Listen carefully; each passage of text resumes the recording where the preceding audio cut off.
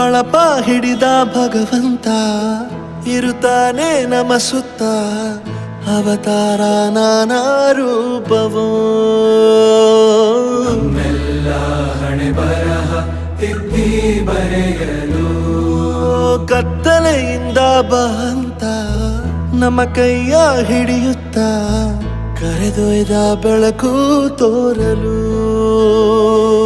ನಯವಾಗಿ ಗದರೋದು ನಮ್ಮ ಬೆಳೆಸಲು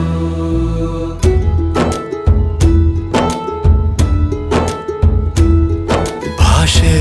ಅಮೃತ ಕುಡಿಸೋ ತಾಯಾಗಿ ಭಾಷೆ ಅಮೃತ ಕುಡಿಸೋ ತಾಯಾಗಿ ಭವಿಷ್ಯ ಬರೆವಂತ ತಂದೇನೋ ಆಗಿ